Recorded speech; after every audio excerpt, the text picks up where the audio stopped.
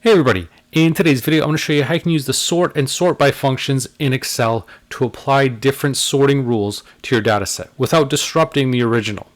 So in this example I've got products and ratings, and I'm going to sort them by their names in ascending and descending order, and also by the highest and lowest rated. And I'm also going to show you how you can apply multiple criteria to sorts, all while keeping this original data set intact. So let's get started. So to sort the data in ascending order is fairly straightforward. We just use the sort function, select our array, and then for the sort index, I've only got one column selected, so my index is just 1. And my sort order, I'm going to leave it as 1 for ascending order. And now it puts it in order from product A all the way through to product J. I'm going to copy this formula, paste it over here, and I'm just going to change that last argument from a positive one to a negative one to put it in descending order. So now I've got the reverse. So really easy to set up. Now it gets a little bit trickier when we're doing it based on another column. In this case, with the sort function, what I'm going to need to do is select both these columns. Now my sort index is going to be the second one, and the sort order, because I'm looking at the highest rated, is going to be -1 for descending, going from largest to smallest. In this case, I've got the same list, product G at the top, product C, product F, and so on. The downside of this is now I've got two columns, and let's say I just want to produce a list of the actual products. What I could do is wrap this within an index function where I'm just going to select the first column. So leave that column empty, the argument empty, and set the column to 1. And now I've produced that same list.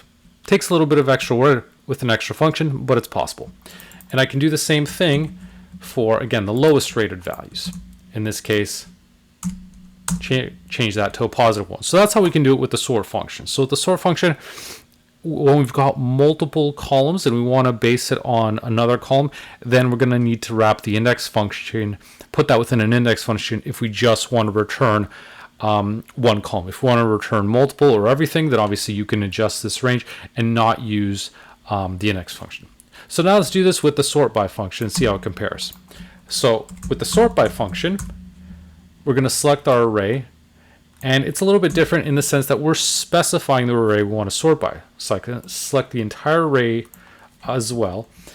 And again, we're sorting 1 for ascending, -1 for descending. So I can copy this as well and then paste it into here. And the main difference is change this to a -1, and I've done the same thing.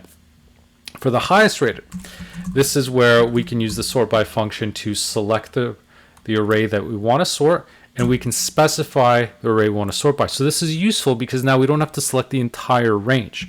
And the sort order is going to be still descending, -1. And this is a little bit cleaner in the sense that we don't have to involve the index function anymore. So we can just sort it from highest rated to lowest rated by selecting our array. I'm going to copy this and do the same thing for the lowest rated. This time change this to a +1. So this time we've got it in the reverse order. So as you can see, the sort by function is a little bit easier to set up in the sense that we can just specify the specific columns we want to sort by. We don't have to include the entire range, and then select the column numbers. And so this is how we can apply a simple sort when we're just basing it on one criteria. But now let's take a look at how we do this with multiple criteria. So in this example, we've got products, ratings, and store IDs. And as you can see, some of the ratings are repeating. So what I'm going to do is set up some sorting rules to customize it so that there's a logic, so that we're not just sorting by the ratings, since we do have some of the same values. Here we got multiple products with 5.0, 4.4, 4.2, 3.6. And so let's create some rules to sort this. And this is where the SortBy function comes in handy. Now we can't do this with the sort function because it doesn't allow us to set up multiple sorting rules. But with the SortBy function, we can do that. So we're specifying the array, and we can add as many arrays as we want. So the initial argument for that first array is going to be the products we want to sort by. And so when we specify the array we want to sort by, we can select the rating here. So let's just start really simple here and say we want to set these from highest to lowest. So it's going to be descending -1. And so we've got the same exact list, product G, then product C, product F, J, and so on. So exact same order. But let's say we want to re-rank them. So when they're tied, we want to sort them by the store. So this time, let's apply this array as my second array. So as you can see, if I continue on, there's array 3 and so on. It can go on even deeper than this. And now I'm going to say, let's sort this by ascending order. So +1. So when there's a tie, I want it to go in ascending order based on that store ID. So let's see what it looks like now. So now we've got product G still at the top, but now we've got product F ranking ahead of product C. And the reason for that is because product F had a store ID of A. So obviously if we're going in ascending order, A is going to come before B. So hence it comes in ahead of product C, which is now slid down to the third spot. Here we've got product A as the next one, and that's because, again, product A was in store A, so that's going to slip ahead of store C.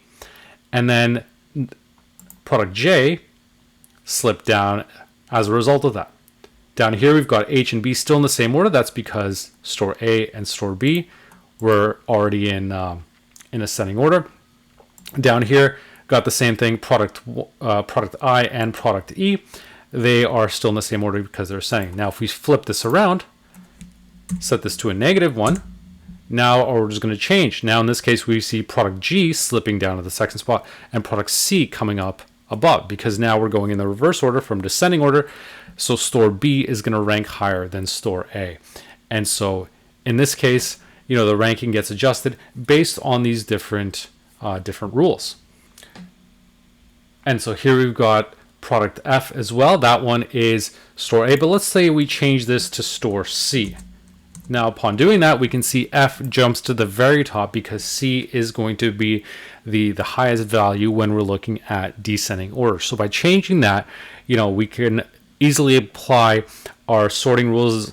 They're automatically going to update within the SortBy function without having to worry about, going through and creating these rules, going to the data tab and applying our sorts here. By using the SortBy function, we can apply multiple sorts, and we're not even touching our original data set. So this can be really useful when you just want to produce a list of the highest ranking or lowest ranking values based on one or more criteria without having to disrupt your original data set.